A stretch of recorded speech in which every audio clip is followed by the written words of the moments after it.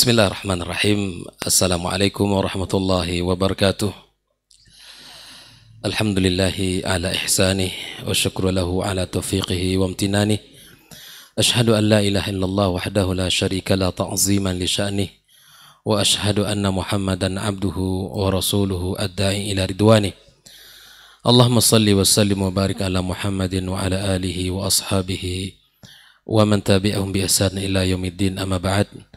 Para guru kita, masyayikh kita, Dr. Dasman Yahya Ma'ali LCMA hafizallah ta'ala wa ra'ah, dan guru kita Dr. Hilmi Basri LCMA hafizallah ta'ala wa ra'ah wa saddadallah khutah, dan seluruh teman-teman tim KMTV Radio Rabbani yang selalu hadir dalam berbagai kegiatan dan tidak pernah bosan insyaallah, dan seluruh kaum muslimin dan muslimat, bapak-bapak, ibu-ibu, saudara-saudari yang sedang menyaksikan kajian kita dimanapun berada. Semoga senantiasa diberkahi oleh Allah Subhanahu wa ta'ala. Tiada kalimat yang paling pantas untuk kita ucapkan pada pagi yang penuh barokah ini melainkan kita menyanjung, memuja dan memuji Allah Subhanahu wa ta'ala. Kita diberikan Allah Subhanahu wa ta'ala kesehatan, diberikan Allah Tabaraka wa ta'ala kesempatan. Kalau dalam kehidupan kita ini kita makan dan minum bukan sekedar untuk beraktivitas untuk mencari duniawi kita, namun kesehatan, kesempatan serta rezeki yang Allah berikan kepada kita, kita gunakan untuk beribadah kepada Allah Subhanahu wa ta'ala. Saya teringat dengan salah satu doa yang diajarkan Rasul sallallahu alaihi wasallam di saat kita bangun tidur. Beliau sallallahu alaihi wasallam mengatakan, alhamdulillahilladzi radda alayya ruhi. Segala puji bagi Allah yang telah mengembalikan ruh saya. Karena hakikatnya orang yang tidur itu seperti orang mati. Dinamakan an-naumu akhul maut. Tidur itu adalah saudaranya kematian. Dan kita alhamdulillah Allah kembalikan pagi ini ya ruh kita, dan ada orang yang tidak Allah kembalikan. Yang kedua, Nabi sallallahu alaihi wasallam melanjutkan dengan mengatakan, alhamdulillahilladzi radda alayya ruhi wa afani fi jasadi. Allah berikan kesehatan secara fisik ya, kemudian Allah berikan kepada kita kesehatan secara batin. Ya, merdeka secara fisik, merdeka secara batin. Kemudian Nabi SAW mengatakan wa'azina li bidzikri, dan aku diizinkan untuk mengingatnya. Kita pada kesempatan pagi ini dalam rangka ya mengingat Allah Subhanahu wa ta'ala, menghadirkan rasa takut kita, memberikan daulat kemerdekaan kita hanya kepada Allah Azza wa Jalla, dan kita merdeka dari segala bentuk penghambaan selain Allah Subhanahu wa ta'ala. Apapun yang kita lakukan hendaklah membawa kita kepada orang-orang yang selalu merdeka dan selalu mengesahkan Allah Azza wa Jalla dari seluruh pengaruh-pengaruh manusia. Kemudian kita bersalawat kepada Rasulullah sallallahu alaihi wasallam. Allahumma salli wa sallim wa barik ala Muhammad. Ikhwah fillah rahimakumullah. Jazakallahu khair guru kita Dr. Dasman atas mukaddimah yang luar biasa tentang kemerdekaan, ya, sebuah kalimat yang padat makna yang menunjukkan bahwa kemerdekaan itu adalah nilai kemanusiaan yang mesti ada pada setiap orang. Dan beliau telah memulai dengan kalimat Rabi' bin Amir yang merupakan kemerdekaan seseorang dari pengaruh orang lain, karena apa yang dikatakan beliau itu sejalan dengan apa yang diungkapkan oleh Umar bin Khattab radhiyallahu taala anhu. Nahnu qaumun a'azanallahu bil Islam. Kita adalah kaum yang telah Allah muliakan dengan Islam. Kalaulah bukan karena tauhid yang kuat dan pemahaman dan keyakinan yang kokoh dalam diri Rib'i bin Amir, tak mungkin dia akan mengatakan kalimat setegas itu di hadapan seorang panglima. Karena yang besar hanya Allah, yang agung hanya ada Allah Azza wa Jalla. Ya, selain Allah kecil. Bahkan Nabi kita alaihi salatu wassalam, ya, di saat beliau menulis surat kepada seluruh pemuka-pemuka, ya, pemimpin-pemimpin dunia yang diajak untuk, ya, untuk masuk Islam, beliau dengan tegas mengatakan, ya kan, dengan memulai Bismillahirrahmanirrahim, ya, kemudian kalimat itu jelas, beliau mengajak, ya, dengan aslim taslam, masuk Islam kamu selamat. Ini kalau bukan karena tauhid, ya, maka tidaklah mungkin ini diucapkan seorang nabi, seorang rasul, ya, maka kemudian kalimat itu jelas dengan ketegasan, ya, kemerdekaan yang hadir dalam diri Rasulullah sallallahu alaihi wasallam. Ikhwah fillah rahimakumullah.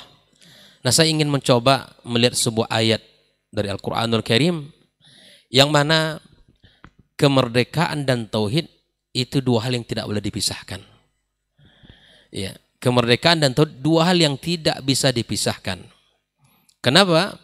Karena kemerdekaan itu adalah buah, dan yang menjadi akar yang kokohnya adalah tauhid. Dan hal ini bisa kita lihat dari firman Allah Subhanahu wa taala, "Alam tara kaifa daraballahu mathalan kalimatan tayyibatan kasyajaratin tayyibah asluha thabitun wa far'uha fis sama." Al-Imam Ibnu Katsir, ya, menyebutkan bahwa makna kalimatun thayyibah itu adalah kalimat la ilaha illallah. Kalimat la ilaha illallah. Yang kita tahu bahwa makna la ilaha illallah, la ma'buda bihaqqin illallah. Tidak ada yang paling berhak disembah melainkan Allah Subhanahu wa taala. Tidak ada zat yang paling berhak disembah melainkan Allah Subhanahu wa taala. Bahwa kita sadar konsekuensi dari kalimat la ilaha illallah apa? Yang pertama adalah al-istislamu lillahi bitauhid. Kita berserah diri kepada Allah Subhanahu wa taala dengan tauhid. Murnikan akidah kita, murnikan keyakinan kita, murnikan penghambaan kita kepada Allah Subhanahu wa taala. Jauhkan dari pemikiran-pemikiran yang batil dan jauhkan dari akidah-akidah yang menyimpang. Al-istislamu lillahi bitauhid. Berserah diri kepada Allah dengan tauhid yang benar. Ya, ini konsekuensinya. Kalau kita sudah mengatakan la ilaha illallah, maka murnikan tauhid kita hanya kepada Allah. Murnikan ibadah Anda hanya kepada Allah. Jauhkan pengaruh-pengaruh yang lain. Allah yang telah mengajarkan kita agar kita merdeka, maka masa kita mencari, ya, menghambakan diri kita kepada selain Allah Subhanahu wa taala. Rasulullah sallallahu alaihi wasallam yang menunjukkan kepada kita jalan kemerdekaan, masa kita cari jalan yang lain yang itu bukan jalan kemerdekaan, ya kan? Maka ikhwafillah, yang kedua adalah al-inqiyadu lahu bi ta'ah. Kita tunduk dan patuh kepada Allah dengan ketaatan. Inilah arti merdeka. Gitu kan? Inilah kemerdekaan itu, di mana kita hanya tunduk dan patuh kepada Allah Subhanahu wa taala. Kita bebaskan dari penghambaan diri kita kepada hamba, hanya kita serahkan ibadah kita kepada Rabbil Ibad, seperti yang tergambar dalam bacaan Rib'i bin Amir tadi. Ikhwah fillah rahimakumullah. Maka kita berserah diri kepada Allah Subhanahu wa taala dengan tauhid. Kemudian kita tunduk dan patuh kepada Allah Subhanahu wa taala, wal bara'atu minasyirki wa ahli. Ini kemerdekaan itu. Kemerdekaan itu kita membebaskan diri kita dari kesyirikan dan dari para pelaku kesyirikan. Murnikan tauhid kita, murnikan akidah kita sebagai wujud rasa syukur kita kepada Allah tabaraka wa taala. Kita cintai negeri ini, kita jaga negeri ini dengan menjalankan syariat Allah Subhanahu wa taala. Kita jalankan sunnah-sunnah Rasulullah sallallahu alaihi wasallam. Kita makmurkan bumi ini dengan ibadah kepadanya. Kita makmurkan dengan dakwah, kita makmurkan dengan pendidikan dan kurikulum pendidikan yang benar. Kita makmurkan dengan ekonomi yang jauh dari ribawi. Kita hidupkan budaya-budaya yang sesuai dengan syariat Islam. Seluruh budaya-budaya yang tidak sesuai dengan syariat Islam kita tinggalkan.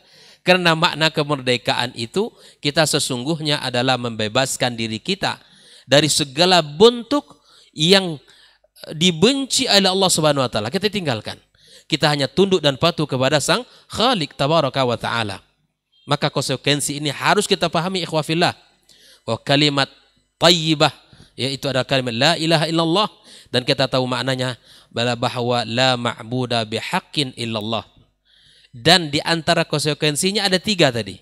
Al-istislamu billahi bitauhid, lillahi bitauhid. Kemudian wal inqiyadu lahu bitta'ah. Kemudian yang ketiga adalah kita al-bara'atu minasyirki wa ahli. Kita membebaskan diri kita. Di saat kita berdoa hanya kepada Allah. Di saat kita menyembelih hanya kepada Allah Subhanahu wa taala. Ya lillah tabaraka wa taala. Di saat kita bernazar, nazar karena Allah. Di saat kita bersumpah atas nama Allah Subhanahu wa taala. Itu wujud rasa syukur kita atas nikmat kemerdekaan negeri ini. Dan kalau kita sudah beriman, penduduk ya masyarakat dari yang paling bawah sampai yang paling tertinggi di unsur masyarakat di bangsa yang kita cintai ini beriman, insya Allah Allah akan berikan, Allah akan makmurkan, Allah akan kucurkan barakatnya.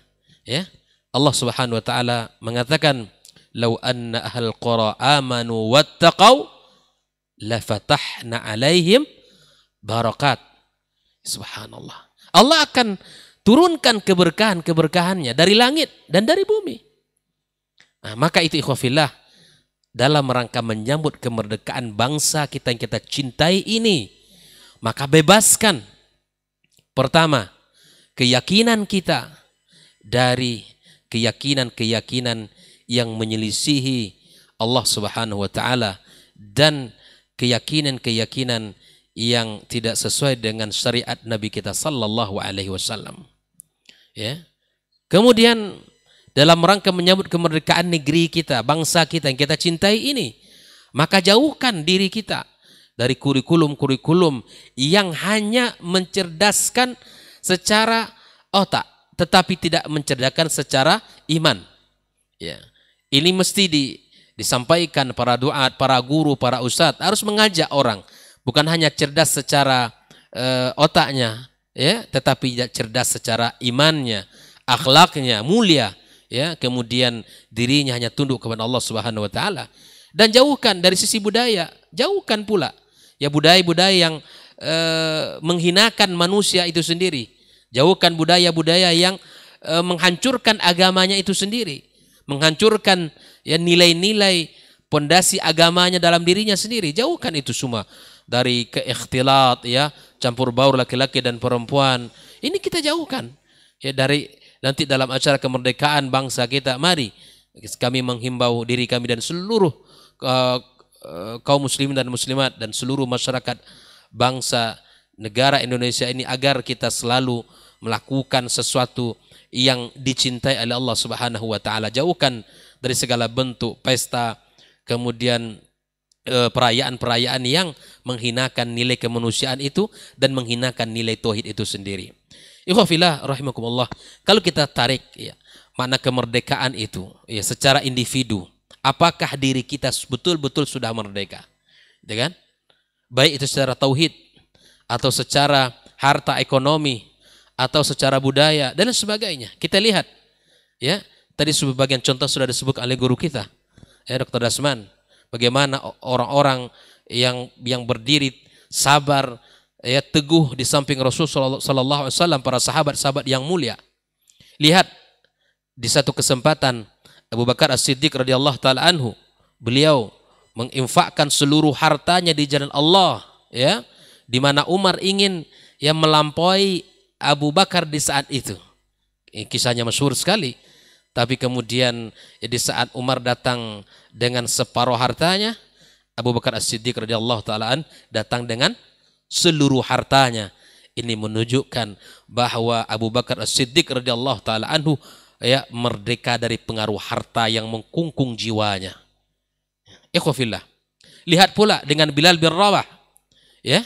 Dia dengan mengatakan ahadun ahad, mengesahkan Allah, rela dirinya diinjak, rela dirinya diseret-seret karena dia merdeka dari kuasa orang lain terhadap dirinya.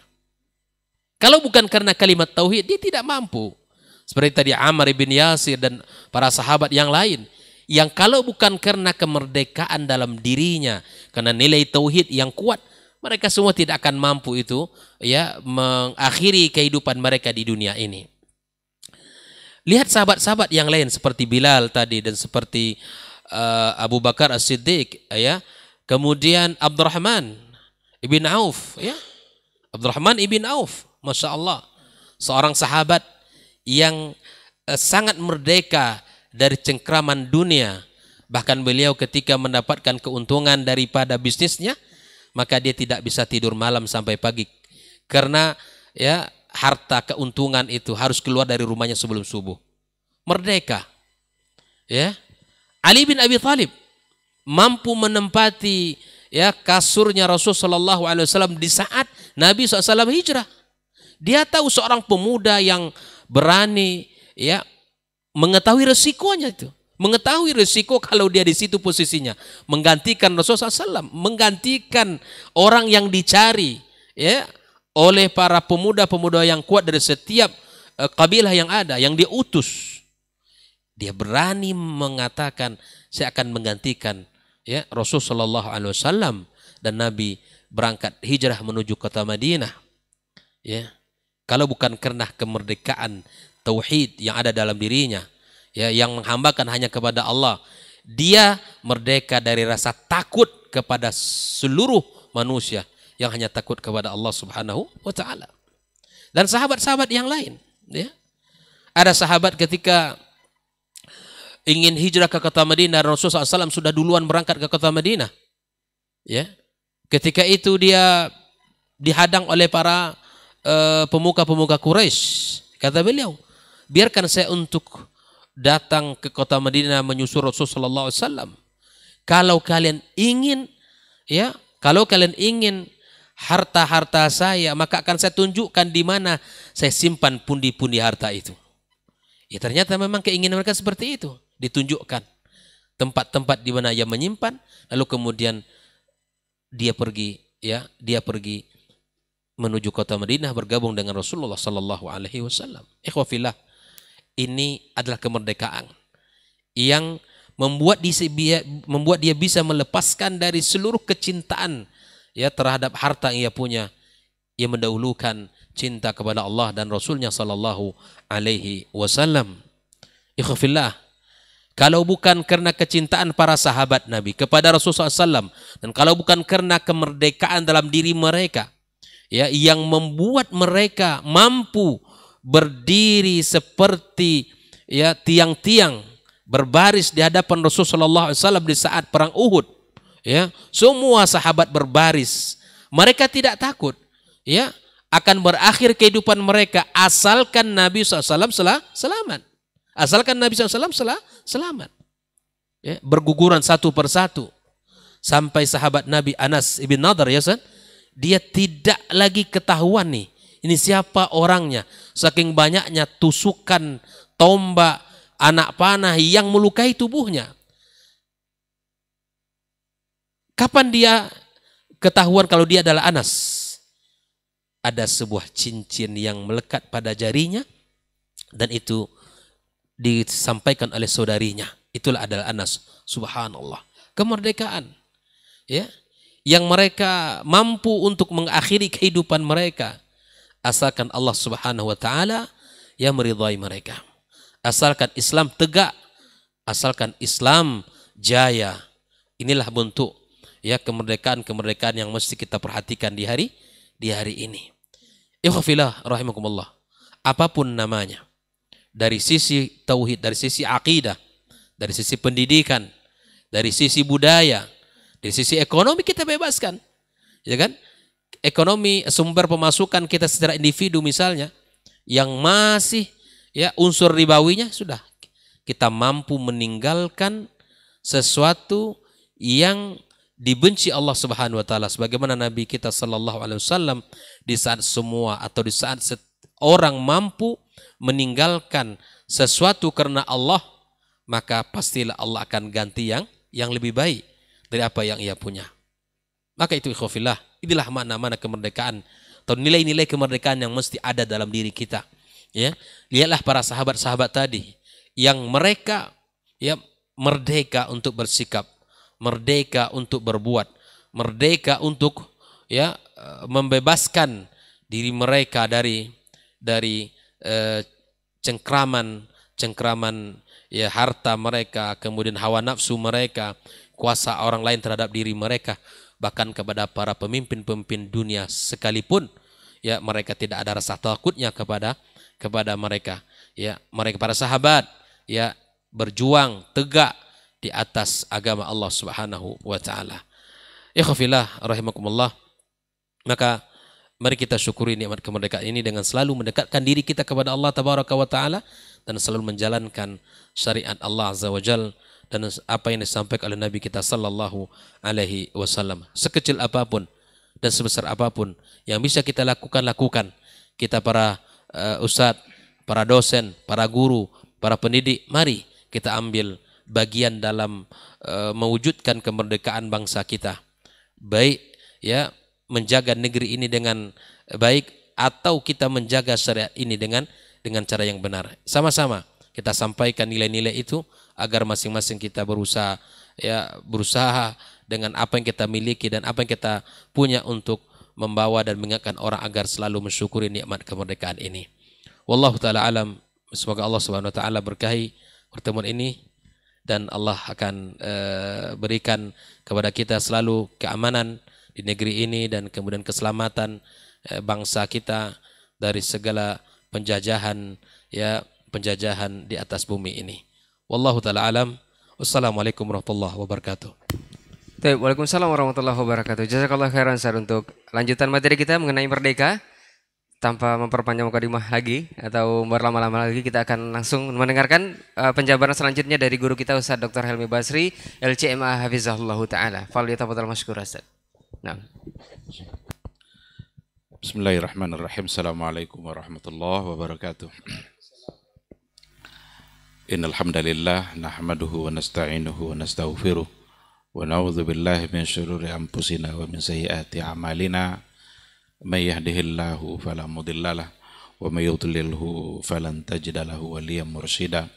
Asyhadu an la ilaha illallah wahdahu la syarikalah wa asyhadu anna Muhammadan abduhu wa rasuluh la nabiyya ba'dah. Yang sama-sama kita muliakan guru-guru kita yang sudah memulai menyampaikan banyak hal berkaitan dengan judul kita pada pagi hari ini, Dr. Dasman dan Dr. Hidayatullah.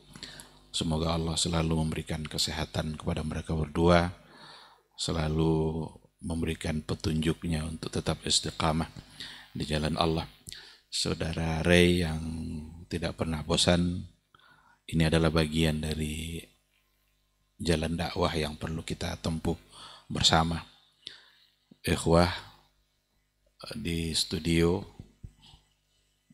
yang kalaulah bukan karena mereka barangkali ya acara ini tidak dimudahkan oleh Allah Subhanahu wa taala. Dan seluruh pendengar yang menyaksikan acara kita pada pagi hari ini, sama-sama kita harus memperbanyak ungkapan puji dan syukur kepada Allah Subhanahu wa taala, satu-satunya zat yang pantas untuk kita puji, satu-satunya zat yang pantas untuk kita berikan syukur kita. Dialah yang memberikan kita kehidupan. Dia juga lah yang memberikan bimbingan bagaimana cara mengisi kehidupan. Oleh karena itu, jangan sampai detik-detik waktu yang kita jalani dalam kehidupan kita gunakan untuk mendurhakainya.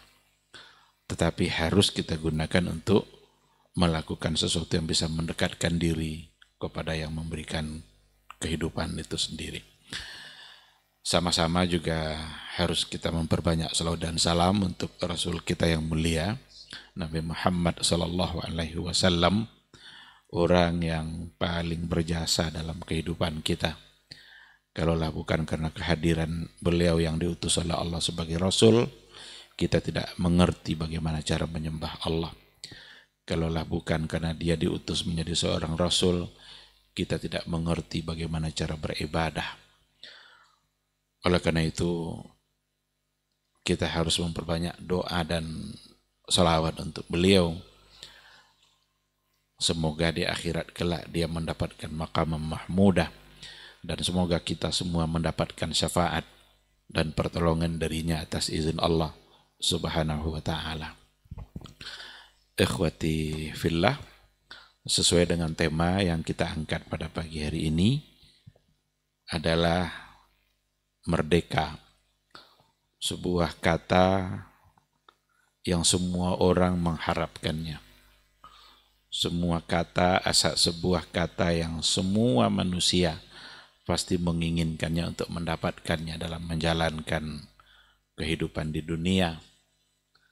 Secara zahir, kita sebagai bangsa sudah merdeka dari penjajahan Belanda atau penjajahan dari musuh-musuh yang lain, ditandai dengan dideklarasikannya kemerdekaan itu. Namun masih banyak yang mempertanyakannya. Apakah kita sudah benar-benar mengerti dengan makna merdeka, atau apakah kita sudah benar-benar merasakan hakikat dari kemerdekaan itu? Ini sesuatu yang sangat wajar juga untuk dipertanyakan. Sebagai anak bangsa yang sangat mencintai negaranya, maka wajar untuk mempertanyakan apakah sudah benar-benar merdeka. Ketika merdeka itu adalah bebas dari belenggu cengkeraman musuh, atau kita memiliki kebebasan terlepas dari berbagai hal intimidasi, bebas dari rasa takut, bebas dari rasa lapar, yang merupakan dua hal yang menjadi kunci utama menikmati kehidupan. Yang dua-duanya itu kalau kita kembalikan kepada Al-Quranul Karim, kita mendapatkan cahaya di situ. Dalam Al-Quran dikatakan, فَلْيَعْبُدُوا رَبَّ هَذَا الْبَيْتِ الَّذِي أَطْعَمَهُمْ مِنْ جُوعٍ وَآمَنَهُمْ مِنْ خَوْفٍ. Maka sembahlah Rabb kamu, sembahlah Rabb hadzal bait. Siapa dia itu? Allazi at'amahum min ju', yang telah membebaskan kamu dari rasa lapar. Wa amanahum min khauf, dan telah membebaskan kamu dari rasa takut. Jadi kemerdekaan yang sesungguhnya dalam bernegara itu adalah bebas dari rasa lapar, bebas dari rasa takut. Tidak ada lagi kemiskinan, tidak ada lagi orang-orang yang mengalami gizi buruk. Kan itu yang menjadi persoalan bangsa. Dan negara harus punya program menuju kemerdekaan yang sesungguhnya itu. Masyarakat yang sejahtera, kalau sejahtera itu ya berarti makannya cukup. Kalau makannya tidak cukup berarti tidak sejahtera. Ada yang masyarakat yang kena gizi buruk dan persentasenya semakin meningkat. Ketika Allah mengatakan at'amahum min ju', ini sesungguhnya adalah tujuan utama dari kemerdekaan itu sendiri, bahwa bebas dari rasa lapar. Kesejahteraan harus selalu meningkat. Islam punya konsep itu semua, bahkan pada masa Umar bin Abdul Aziz, ketika konsep Islam itu benar-benar diterapkan, sulit untuk mencari orang-orang yang kelaparan itu. Bahkan semua mereka kekenyangan, sampai pada akhirnya zakat dikembalikan kepada Baitul Mal. Wa amanahum min khauf, bebas dari rasa takut. Kalau sudah merdeka, tidak boleh lagi ada rasa takut. Takut dalam beribadah, takut dalam mengerjakan tugas-tugas yang seharusnya dia kerjakan, intimidasi harus begini, harus begitu, dari atasan dan lain sebagainya. Kalau masih ada, berarti kita masih masih belum merdeka. Harus bebas dari rasa takut. Tidak ada ketakutan kita karena kita sudah merdeka. Tapi kalau seandainya kita selalu dihantui oleh rasa takut itu, menyampaikan kebenaran saja itu bisa ditangkap umpamanya, berarti kita belum merdeka. Menyampaikan sesuatu yang benar lalu dianggap itu sebagai ujaran kebencian, berarti kita belum merdeka. Yang merdeka sesungguhnya amanahum min khauf, dan itu datang dari Allah. Maka pendiri bangsa kita sangat cerdas ketika memulai kata dengan rahmat Allah yang Maha Esa, itu benar-benar itu dari hati mereka satu keyakinan bahwa kemerdekaan itu datang dari Allah, diberikan oleh Allah, bukan semata-mata karena jerih payah mereka dalam berjuang. Ungkapan itu menunjukkan bahwa apa yang diraih itu bukan semata-mata karena hasil kerja mereka, tapi itu sesungguhnya adalah pemberian dari Allah Subhanahu wa Ta'ala. Kalau memang kemerdekaan itu Allah yang memberi, maka bagaimana lagi caranya kalau bukan kita bersyukur kepada Allah. Oleh karena itu mengisi kemerdekaan berarti mengisi dengan cara-cara yang diajarkan oleh Allah dan oleh Rasulullah Sallallahu Alaihi Wasallam. Ayo kita kembali kepada Al-Quran. Bagaimana agama kita membimbing dalam mengisi kemerdekaan. Ada satu ayat yang sangat menarik. Dan ini panduan bagi orang-orang yang diberikan kemerdekaan oleh Allah Subhanahu wa Ta'ala. Apa kata Allah dalam Al-Quran? Bismillahirrahmanirrahim. Alladzina immakkannahum fil ardi aqamus salah wa atauz zakah wa amaru bil ma'ruf wa nahau 'anil munkar. Alladzina immakkannahum, makkana yumakkinu tamkinan, at-tamkin wan nasr, itu biasa diartikan kemerdekaan, Ustaz ya. Orang-orang yang telah diberikan kemerdekaan oleh Allah fil ardi, di muka bumi ini. Apa yang harus mereka lakukan? Aqamus shalah, mereka mendirikan salat. Atau zakat, mereka membayar zakat. Wa amaru bil ma'ruf, mereka memerintahkan kepada perbuatan yang ma'ruf, wa nahau 'anil munkar, dan mereka melarang dari perbuatan yang munkar. Ini panduan sebenarnya dalam mengisi kemerdekaan. Kalau seandainya kita yakin bahwa merdeka itu Allah yang memberikan, ingat dia, syukuri dia, aqamus shalah, berarti harus dirikan salat. Jangan sampai dulu masih rajin tapi ketika sudah merdeka ternyata habis waktu lalu tidak ingat lagi untuk mengerjakan salat. Wa atau zakat, salat itu hablum minallah, wa atau zakat itu perkara yang cenderung disebut kepada bagaimana hubungan dengan sesama manusia, berbagi. Yang kaya memperhatikan yang miskin, pejabat tinggi memperhatikan pejabat yang rendah, pemimpin memandang rakyatnya. Itu kan dalam persoalan hablum minan nas. Dan yang tak kalah pentingnya adalah al-amru bil ma'ruf wan nahyu 'anil munkar. Oleh karena itu kita harus jelas betul di hadapan kita mana yang ma'ruf, mana yang mungkar. Kemerdekaan itu harus membuat kita memiliki kebebasan dalam membela yang ma'ruf tadi itu dan menghalangi perbuatan yang mungkar. Agar kita bisa membela mana yang ma'ruf, tentu harus jelas dulu ma'ruf itu yang mana gitu, yang mungkar itu yang mana. Jangan sampai nanti yang mungkar malah dibilang ma'ruf. Yang ma'ruf berubah menjadi sebuah kemungkaran. Dan berapa banyak itu terjadi dalam kehidupan kita. Hal-hal yang mungkar tapi ingin dianggap itu sebagai sesuatu yang baik dan ingin dibela. Kalau kita benar-benar merdeka, berikan kebebasan kepada kita semua untuk menjelaskan ini mungkar harus tinggalkan. Ini ma'ruf harus diteruskan, harus dipertahankan. Karena kalau itu tidak terjadi, maka akan bercampur baurlah antara kebaikan dengan keburukan, dan itu namanya mencampur adukkan al-haq dengan yang batil. La talbisul haqqa bil batil. Nah, itu cara yang salah di dalam mengisi kemerdekaan. Kalau seandainya kita sudah tidak boleh lagi untuk mengingkari sebuah kemungkaran, berarti kita belum merdeka.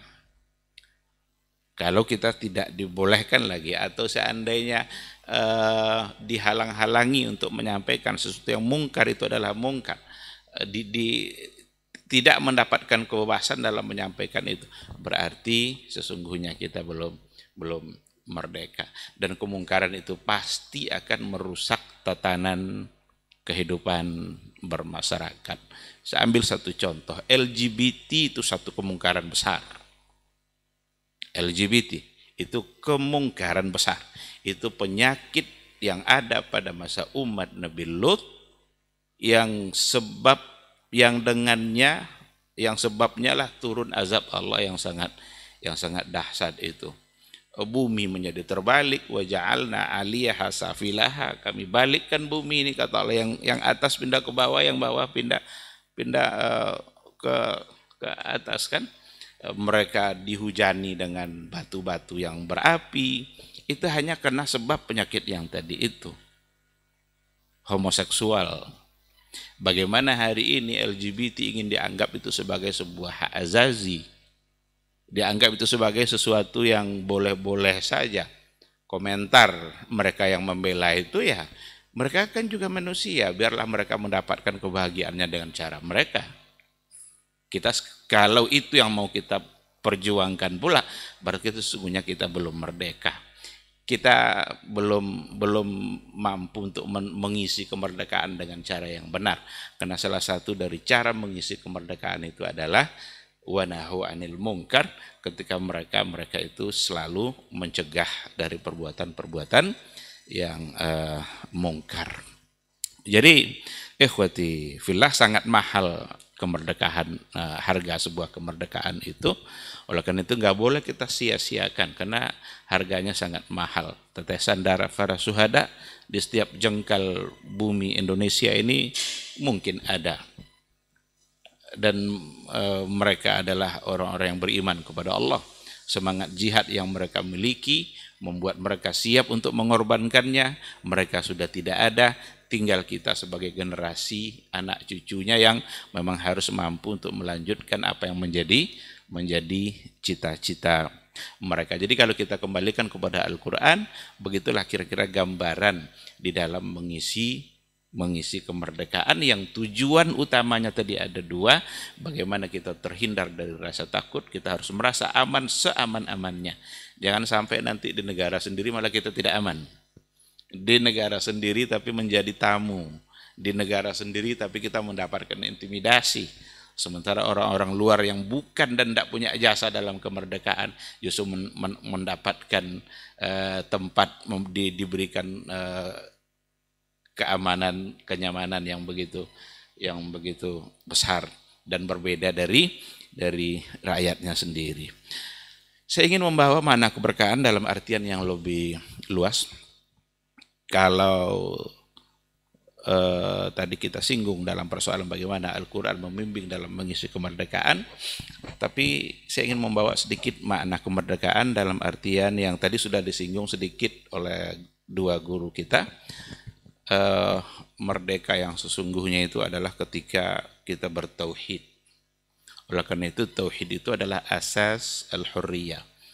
Betul-betul pondasi kebebasan ada dalam tauhid. Tidak mungkin ada kebebasan bagi mereka yang menyembah manusia. Tidak mungkin ada kebebasan bagi mereka yang menyembah selain Allah. Orang-orang yang menyembah Allah, hanya Allah. Hanya Allah tempat mereka bergantung. Hanya Allah tempat mereka berikan takutnya, rasa takutnya. Hanya Allah tempat mereka memberikan rasa tawakalnya. Dan itu yang akan membuat dia benar-benar mendapatkan kebebasan dalam menjalani kehidupan dia di dunia. Orang-orang yang menyembah selain Allah pasti akan selalu dihantui oleh rasa takut. pasti akan selalu mendapatkan intimidasi-intimidasi. Kenapa demikian? Karena ketika seseorang menyembah selain Allah, yang dia sembahnya itu butuh kepada dia. Kalau ada orang yang memberikan ketaatannya kepada manusia, manusia yang ditaatinya itu butuh kepada dia, maka akan selalu diintimidasi. Tapi kalau Allah ketika kita menyembah dia, Allah tidak pernah membutuhkan kita.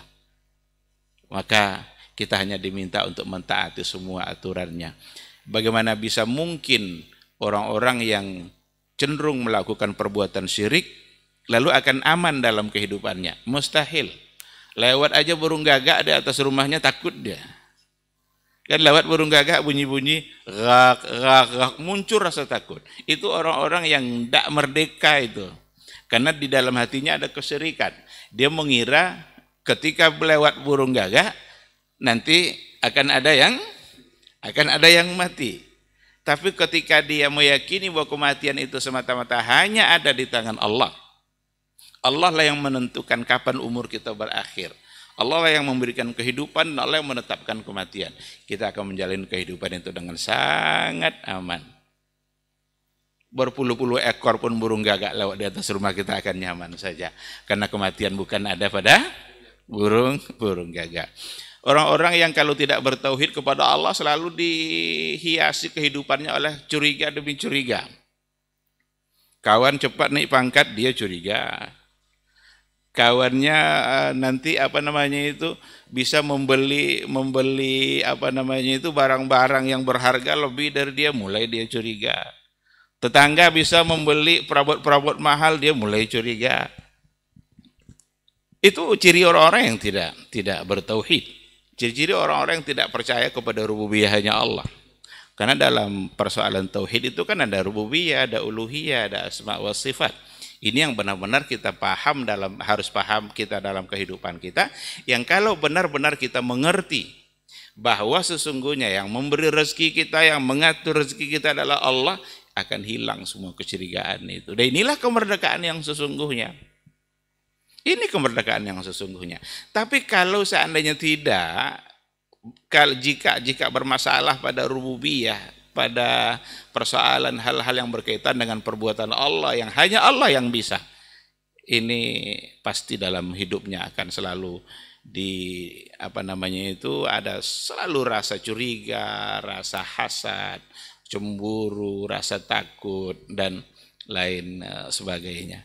Ketika dia membuka satu usaha, orang-orang yang bertauhid kepada Allah, dia akan sandarkan semua usahanya kepada Allah dan dia akan memulainya dengan bismillah. Apapun yang terjadi, itu urusan Allah. Nanti ketika ada orang lain yang buka usaha yang sama, tidak peduli dia. Orang yang lain yang buka usaha yang sama, itu bukan berarti nanti akan mengambil alih rezeki saya. Tapi kalau tidak bertauhid, ketika ada orang yang buka jualan makanan umpamanya, lontong, goreng-gorengan, tiba-tiba ada orang lain yang buka pula di sampingnya. Dia akan ada semacam perasaan, kenapa dia harus buka usaha itu juga? Kenapa ini pula yang dibuka di samping saya? Ada rasa seolah-olah nanti rezekinya akan berkurang karena kehadiran dia. Ini orang tidak merdeka ini. Ini orang-orang yang selalu ada rasa takut. Oleh karena itulah tauhid itu membuat kehidupan kita menjadi aman karena segala-galanya ditentukan oleh Allah Subhanahu wa taala. Oleh karena itu asasul hurriyah itu memang ada pada tauhid, dan kemerdekaan yang sesungguhnya itu ketika kita bebas dari syirik. Tidak boleh ada kesyirikan. Selagi kesyirikan itu menjadi bagian dari kehidupan umat Islam, berarti mereka sesungguhnya belum menjalani kehidupannya secara merdeka karena terikat oleh sesuatu yang tidak pantas dia mengikat dirinya dengan itu. Dia hanya pantas untuk menyandarkan kehidupannya kepada Allah Subhanahu wa taala. Kemudian merdeka dalam artian luas yang kedua yang ingin saya sampaikan adalah ketika kita benar-benar beribadah semata-mata hanya mutaba'atur Rasul. Kita merdeka. Sallallahu alaihi wasallam. Apapun yang kita lakukan, kita merdeka dalam melakukannya, asalkan itu sesuai dengan yang dilakukan dan yang diajarkan oleh Rasulullah sallallahu alaihi wasallam. Oleh karena itu, taklid dalam ibadah itu tidak merdeka. Atau taklid kepada satu mazhab tertentu, bahwa sesungguhnya dia dalam beribadah mesti dalam mazhab ini. Ini dia sedang menghilangkan kemerdekaan dalam diri. Karena dia mengikat dirinya dengan sesuatu yang belum pasti itu yang lebih kuat. Oleh karena itu ajakan-ajakan untuk berada hanya dalam satu mazhab berarti ajakan untuk tidak merdeka.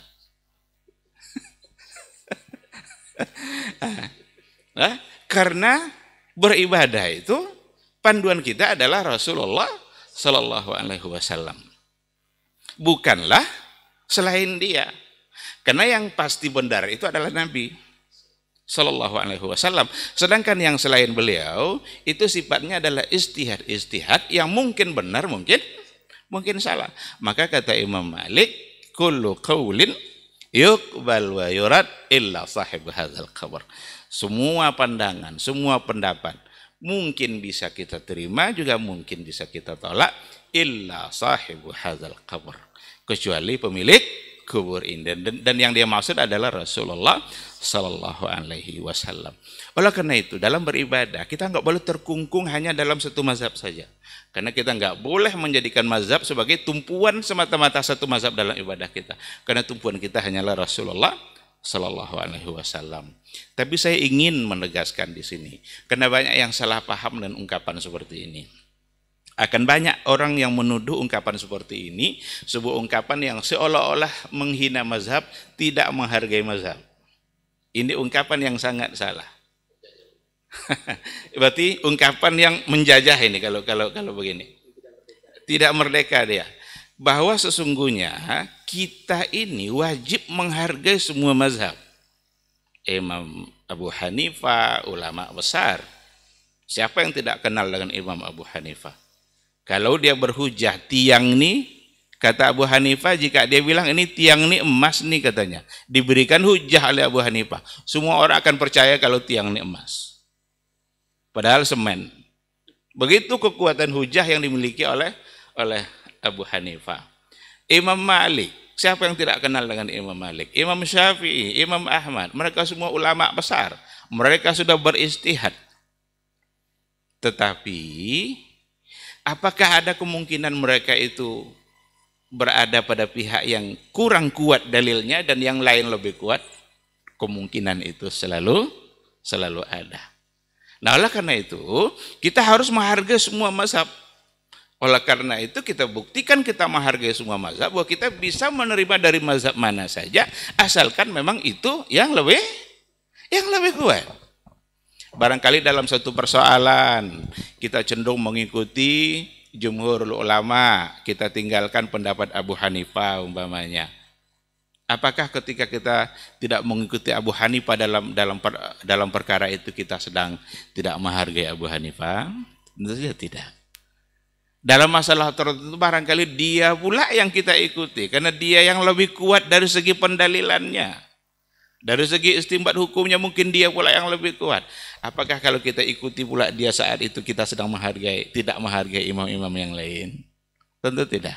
Nah, jadi perlu dipahami secara baik karena banyak sekali orang-orang yang salah paham. Ketika dikatakan slogan kembali kepada Quran dan Sunnah, kebanyakan kesalahan itu ada di sini. Dia menganggap seolah-olah tidak diperlukan imam mazhab. Padahal siapa yang tidak butuh kepada imam mazhab? Siapa yang tidak butuh kepada ulama tafsir? Bagaimana mungkin kita bisa paham Quran kalau bukan melalui ulama tafsir? Bagaimana mungkin kita bisa paham kepada ahkamul ibadat kalau bukan melihat apa yang dikatakan oleh imam mazhab? Tetapi sekali lagi kita tidak boleh fanatik kepada satu mazhab dalam beribadah hanya dalam satu mazhab itu saja. Ini yang akan membuat kita tidak merdeka itu. Berarti kita sudah mengikat diri kita dengan satu tali, yang talinya itu pendek barangkali karena hanya berada dalam satu titik saja. Padahal yang kita dituntut itu hanyalah Bagaimana kita taklid kepada Rasulullah SAW. Ketika diberikan penjelasan oleh para ulama, ini yang menjelaskan juga para ulama, kan bukan kita. Umpamanya ada satu masalah, umpama tentang puasa 6 Syawal umpamanya. Jumhur ulama itu mengatakan hukumnya adalah sunnah muakkadah karena dalilnya sangat jelas. Tapi seperti yang dikatakan oleh Imam Syatibi rahimahullah, ada kecenderungan Imam Malik untuk mengatakan bahwa hukumnya adalah makruh. Dan Imam Malik punya tujuan mengatakan makruh karena sebagian orang cenderung untuk menganggap puasa Syawal itu hukumnya adalah wajib. Dan tidak mungkin dia sampai ke tingkat wajib. Sekarang bagi orang-orang yang mengklaim diri sebagai mazhab Maliki, boleh tidak dia tinggalkan pendapat Imam Malik ini yang mengatakan itu makruh, lalu dia ambil pendapat imam lain? Bukan boleh lagi, harus dia tinggalkan. Sekarang ketika dia tinggalkan, apakah dia sedang menghina Imam Malik? Tidak. Nah, yang beginilah yang kadang-kadang tidak dipahami oleh sebahagian, sehingga ketika dikatakan kembali kepada Quran dan Sunnah, itu seolah-olah dianggap itu menghina mazhab. Padahal bukan. Ahlu sunnah lah yang mampu menghargai semua mazhab, karena bagi mereka semua mazhab itu berada pada level yang sama untuk diikuti ketika memang mereka berada pada dalil yang kuat, dan untuk ditinggalkan pula ketika memang pendapat mereka dianggap sebagai pendapat yang kurang kuat dari sisi pendalilan. Disinilah kemerdekaan dalam beribadah. Jadi ada kemerdekaan dalam bertauhid, jauh dari syirik, kemerdekaan dalam beribadah, jauh dari taklid. Lain halnya nanti dan orang-orang yang awam yang memang sama sekali tidak mengerti apapun, kecuali dia hanya mendapatkan satu panduan dari seseorang, itulah mazhab dia. Dan kita tidak bisa juga memaksa orang seperti itu bermazhab, karena mazhab itu sendiri ya bukan untuk semua orang. Gimana mungkin kita memaksa orang tidak mengerti sama sekali untuk bermazhab? Oleh karena itu mazhabnya adalah muftinya. Siapa tempat dia bertanya lalu dia jawab dan dia amalkan, itu bagi dia secara syar'i itu sudah cukup. Oleh karena itu berhati-hatilah ketika kita dijadikan atau dianggap oleh orang sebagai tempat bertanya. Kan ada seseorang di kampungnya barangkali sudah dianggap dialah sebagai tempat bertanya. Ketika ada orang yang bertanya kepada dia, ingat baik-baik bahwa jawabannya adalah menjadi agama bagi yang bertanya. Dan jangan ikutkan hawa nafsu dalam menjawab. Jangan ikutkan pula dia sendiri yang bertaklid kepada yang bertanya. Oh, nanti kamu kan biasanya begitu, udah itulah untuk kamu. Nah, dia ketika mengerti dengan satu masalah bahwa masalah ini yang secara pendalilan yang kuat adalah ini, maka dia mesti menyampaikan kepada yang bertanya mana yang lebih kuat. Disinilah kemerdekaan yang sesungguhnya. Kalau tidak seperti itu, berarti kita belum merdeka. Berarti kita masih dililit oleh oleh ketaklidan yang sebenarnya kita bisa keluar dari itu. Saya kira ini yang saya maksud tadi dengan memperluas makna kemerdekaan, selain daripada bagaimana kita mengisi kemerdekaan. Jadi merdeka di dalam bertauhid dan merdeka di dalam beribadah. Mudah-mudahan apa yang disampaikan dapat dipahami. Jika itu benar, itu sengaja dan itu benar datang dari Allah, tapi kalau seandainya salah, mohon untuk dimaafkan dan mohon juga untuk diluruskan. Saya kira sampai di sini saja yang ingin saya sampaikan. Terima kasih. Subhanakallahumma bihamdika asyhadu an la ilaha illa anta astaghfiruka wa atubu ilaik. Wassalamualaikum warahmatullahi wabarakatuh. Waalaikumsalam warahmatullahi wabarakatuh. Taib, jazakallahu khairan Ustaz untuk materi kita mengenai tema merdeka di kesempatan pagi hari ini. Alhamdulillah kita sudah selesaikan, mudah-mudahan saja ini bisa bermanfaat untuk antum semuanya dan yang juga mendengarkan langsung melalui 91,1 FM Radio Robbani, Radio Ilmu dan Peradaban. Taib, sebelum kita tutup diktat kita di kesempatan hari ini, ada beberapa pertanyaan yang sudah masuk di line WA kita. Kita coba bacakan untuk yang pertama, Ustaz. Bismillah, assalamualaikum Ustaz. mau bertanya mengenai tema merdeka. Bagaimana hukum memperingati hari kemerdekaan? Apakah ini kita tidak terkena dengan hadis Nabi, man tasyabaha biqaumin fahuwa minhum. Kemudian bagaimana juga ketika kita menyanyikan lagu Indonesia Raya, juga terkena hukum musik, Ustaz. Dan selanjutnya, apa bentuk jihad atau perjuangan kita di era ini, karena kita sudah merdeka, tidak ada lagi perang dalam bentuk angkat senjata. Nah, Ustaz, jazakallahu khairan.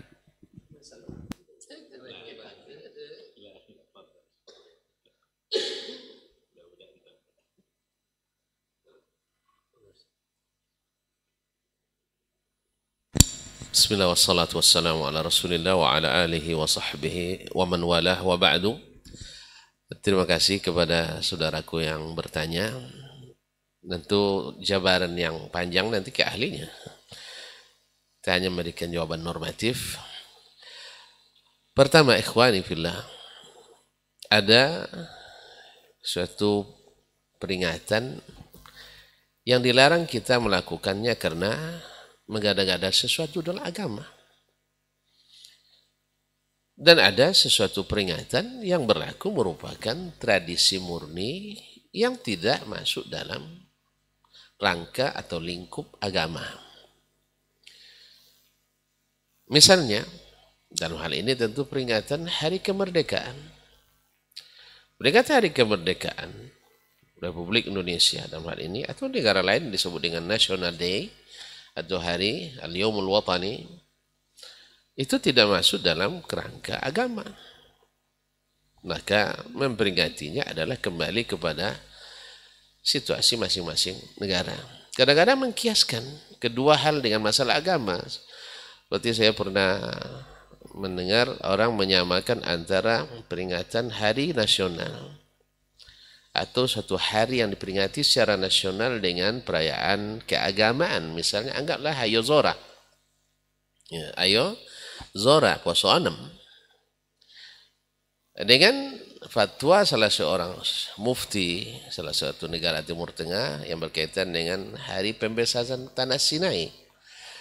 Nah, jadi menyamakan antara keduanya, ini adalah Yaumun ma'ayyamillah, betul. Yaumun ma'ayyamillah, la syak.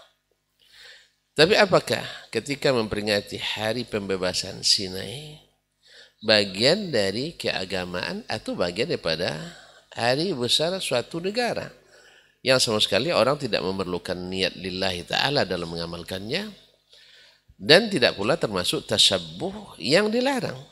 Karena tasabbuh yang dilarang adalah ciri khas suatu agama lain yang dijadikan pula bagian daripada atau ciri khas orang yang non-muslim, lalu kita ini. Nah, apakah hari kemerdekaan ini ciri khas agama lain, ciri khas orang non-muslim atau tidak?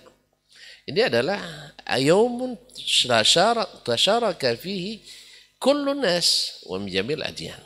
Ini hari yang seluruh umat sama-sama punya andil di dalamnya, bukan hanya khusus umat Islam. Jadi wallahu alam, saya tidak memandang ini sebagai masuk dalam man tashabbaha biqaumin fahuwa minhum. Apalagi ditambah dengan ini adalah kewajiban kita. Dijadikan oleh negara tempat kita tinggal untuk membesarkannya. Dan kita sebagai orang Islam, tadi kita katakan, hari kemerdekaan. Merdeka dari segala bentuk penjajahan. Nah, masuk ke pertanyaan kedua, gimana kita sekarang tidak ada angkat senjata. Tapi adalah berjihad dengan apa mengisinya. Mengisinya dengan kebebasan berakidah. Seperti tadi, kebebasan beribadah. Dan kebebasan berkreasi dalam membangun negeri. Jangan sampai ada lagi intimidasi, ada lagi provokasi, ada lagi persekusi, rasa tidak aman, kemudian dan rasa tidak bisa mendapatkan hak-hak. Apalagi hak-hak yang dijamin oleh agama dan juga negara. Maka kebebasan itu jangan sampai hilang. Yang ketiga apa tadi? Menyanyikan lagu Indonesia Raya. Antum bisa tidak menyanyikan? Pertama, menyanyikan tidak wajib. Bagi, kalau istilahnya kan tidak wajib bagi, apanya harus antum menyanyi wajib, tidak. Tapi ketika dalam momen-momen tertentu diwajibkan oleh negara. Maka kita, karena kita hidup bernegara, maka wajib hukumnya sejarah negara. Nah, apakah karena bermusik? Kalau bisa kita minta kepada Pak Presiden ditiadakan musik. Ini permohonan kita ini. Walaupun musik itu masalah khilafiyah di antara para ulama, ya kita memandang berdasarkan dalil yang kuat haram. Tetapi kalau tidak bisa antum elakkan, berapa banyak antum masuk pasar? Masuk pasar ada musik di dalamnya. Acara-acara resmi ada musik di dalamnya dan sebagainya. Antum tidak bisa mengelakkan, jangan didengarkan. Walaupun terdengar tapi jangan didengarkan. Nah, musiknya. Tapi lagunya kita lagu. Tadi saya katakan lagu secara apa ini lagu kenegaraan, wallahu a'lam. Nabi juga alaihissalatu wassalam juga tidak melarang adanya syair-syair yang dibacakan dalam rangka perjuangan. Dan alhamdulillah ini menurut wallahu a'lam saya juga tidak termasuk yang dilarang. Adapun suara musiknya, kalau bisa ya kita mohonlah kepada para pengambil kebijakan untuk ditiadakan. Tapi di saat kita tidak memungkinkan, tak punya kuasa untuk itu, maka man ra'a minkum munkaran falyughayyirhu biyadihi fa in lam yastati' fa bi lisanihi wa in lam yastati' fa bi qalbihi wa dzalika adhaful iman. Jadi ya kalau saya ingin menyampaikan permintaan ini, kalau bisa ditiadakan musiknya. Tapi subhanallah musik ini menjadi barang yang tak bisa dielakkan. Dulu sebuah negara tidak pakai musik, sekarang justru sudah pakai musik. Allah musta'an. Semoga Allah selamatkan kita. Mungkin tambahan dari Pak Syai, silakan. Jazakallah khair Ustaz. Ada tambahan dari Ustaz lain? Fadal Ustaz. Nah, kalau tidak ada pertanyaan kita lanjut ke kalau tidak ada tambahan jawaban kita lanjut ke pertanyaan berikutnya Ustaz. Ini sepertinya pertanyaan sudah lama di laman Facebook Ustaz. Bismillah, assalamualaikum warahmatullahi wabarakatuh. Ini titip pertanyaan untuk antum lagi Ustaz. Afwan Ustazah, nitip satu pertanyaan kepada Ustaz Dasman Hafizahullah. Ini perihal hadis Ustaz tentang bidadari Ainun Mardiyah. Apakah status kesohihan hadis ini? Kemudian atas ilmu dari penjelasan Ustaz, jazakallahu khairan. Dari Agung Rirantoko Ibnu Suratman. Nah, Ustaz. Saya jawaban pendek, saya belum menelitinya. Terima kasih. Taib. Demikian jawaban dari Ustaz. Mudah-mudahan Saudara Agung sedang mendengar atau menyimak kajian kita di kesempatan hari ini. Pertanyaan kembali dari laman WA Ustaz. Assalamualaikum warahmatullahi wabarakatuh Ustaz. Ustaz, kategori beriman seluruhnya bagaimanakah sebuah negeri yang akan diturunkan keberkahan oleh Allah Subhanahu wa taala? Apakah negeri kita Indonesia sudah termasuk diberikan keberkahan tersebut Ustaz? Naam, jazakallahu khairan. Baru kali ini. Masyaallah kiram dirahmati Allah SWT. Allah berfirman dan firman Allah mesti benar. Walau anna ahlal qura amanu wattaqau la fatahna 'alaihim barakatin minas sama'i wal ardh. Andainya penduduk negeri beriman dan bertakwa, pasti kami bukakan keberkahan-keberkahan dari langit dan bumi. Allah SWT menyebut keberkahan bertingkat tingkat. Nah, sejauh mana keimanan ahli negeri itu, sejauh itu pula keberkahan yang diberikan. Nah, apakah negeri kita sudah diberkahi atau belum? Wallahu a'lam, saya mengatakan sudah. Saya katakan sudah, tapi belum sempurna memang. Karena iman kita kepada Allah, takwa kita juga masih setengah-setengah. Saya bisa buktikan, coba lihat di negeri manapun yang muslimnya, lihat, silakan melihat konteks Asia Tenggara misalnya. Di mana negeri-negeri yang kekayaan alamnya sangat besar?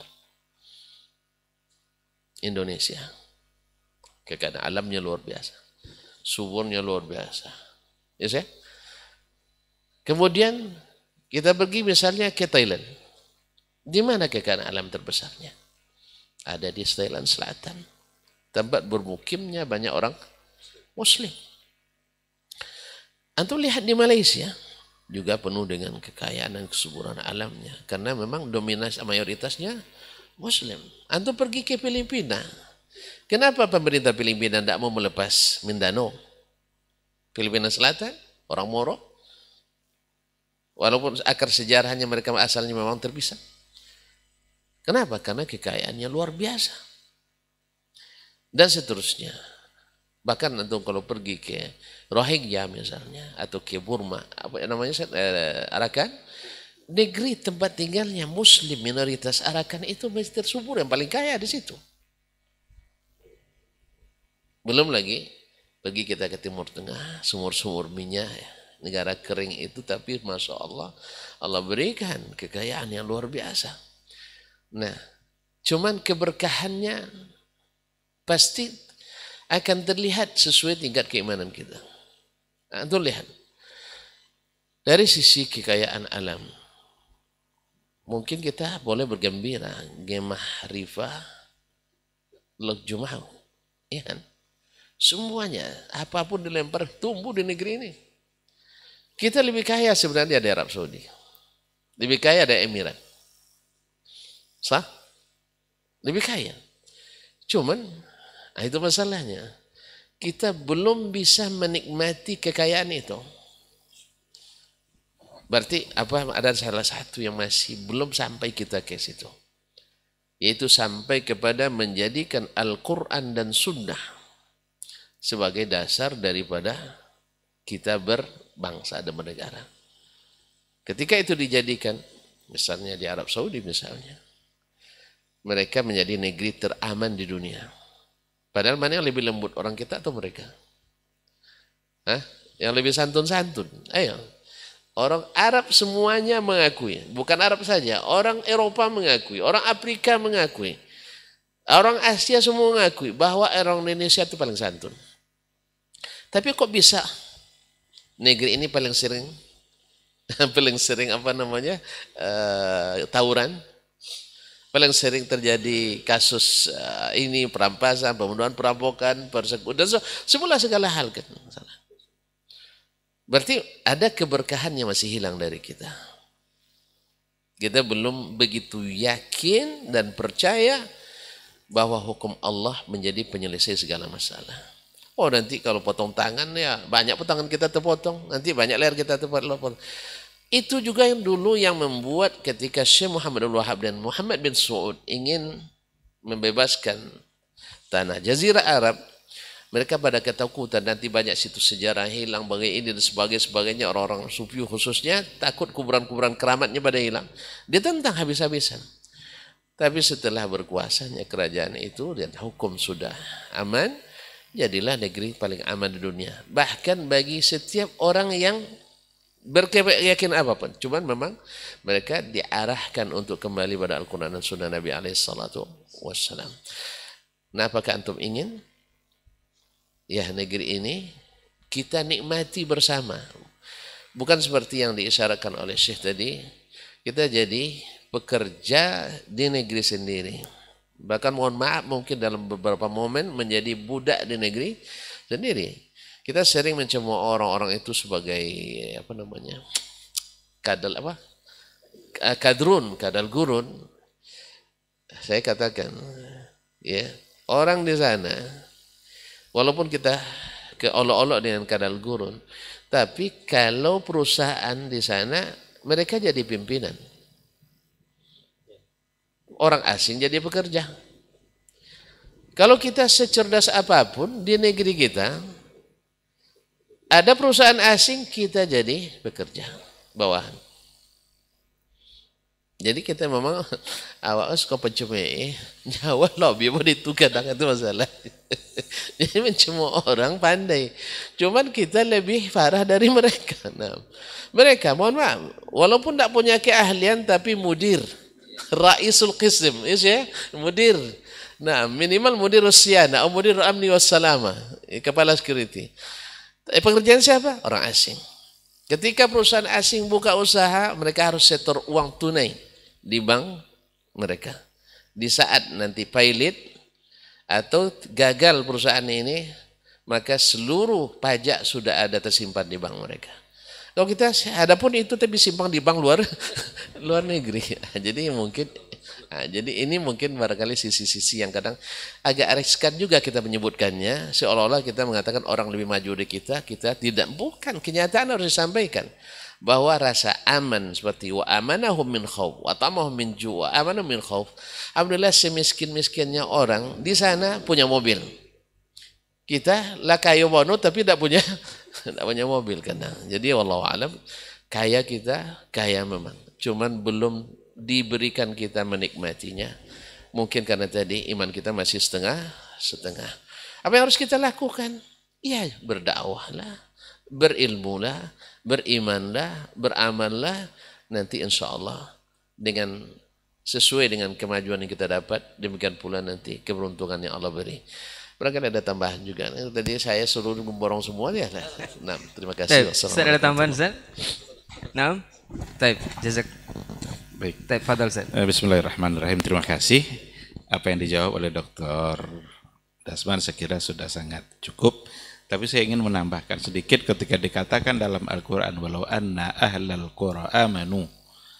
Kalaulah seandainya ahlal qura, itu kita tidak mesti menunggu-nunggu semua penduduk menjadi orang beriman. Tapi bagaimana kita bisa memulai dari diri kita dan dari keluarga kita untuk amanu wattaqau. Dan rasakan apa yang akan diberikan oleh Allah Subhanahu wa taala. Wa may yattaqillaha yaj'al lahu makhraja wa yarzuqhu min haitsu la yahtasib. Ada orang yang kalau seandainya menunggu semua dulu baru nanti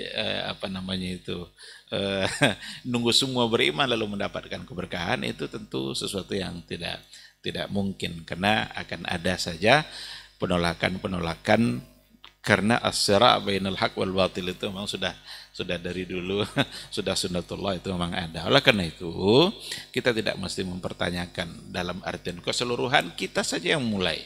Kita mulai dari diri kita dan dari keluarga kita. Berimanlah, bertakwalah kepada Allah. Nanti Allah akan turunkan keberkahan dari langit dan dari buminya. Barangkali kalau ada orang yang berkebun tapi begitu taat dia kepada Allah, tidak pernah tinggal sholatnya, mungkin Allah akan berikan keberkahan dari kebun-kebunnya, lebat buahnya, manis-manis buahnya, dan lain sebagainya, kan gitu saja, dan mahal harganya. Maka untuk mendapatkan keberkahan itu tidak menunggu secara keseluruhan penduduk bumi ini menjadi amanu wattaqau, tapi kita bersama yang harus memulai dari diri kita masing-masing dan keluarga, untuk kemudian insya Allah yakinlah dengan janji-janji Allah yang disampaikan oleh Rasulnya, karena itu adalah sesuatu yang pasti. Itu saja mungkin sebagai tambahan. Terima kasih. Baik, jazakallah khairan Ustaz untuk jawabannya. Mudah-mudahan seperti yang disampaikan para asatiz kita adalah negeri yang sudah diberkahi oleh Allah Subhanahu wa taala. Barangkali kita perlu tingkatkan keimanan dan ketakwaan agar keberkahan itu semakin sempurna, Ustaz ya. Jazakallah khairan Ustaz untuk ilmunya di kesempatan pagi hari ini. Insyaallah pekan depan kita akan kembali lagi dengan tema yang berbeda insyaallah. Mudah-mudahan Allah mudahkan waktu dan kesempatan para guru kita. Afwan untuk semua salah kata nakilah bicara. Jazakumullah khairan untuk antum yang sudah menyimak dan juga mengirimkan pertanyaan di line WhatsApp kita. Kita tutup dengan doa kafaratul majelis. Subhanakallahumma wa bihamdika asyhadu an la ilaha illa anta astaghfiruka wa atubu ilaik. Wassalamualaikum warahmatullahi wabarakatuh.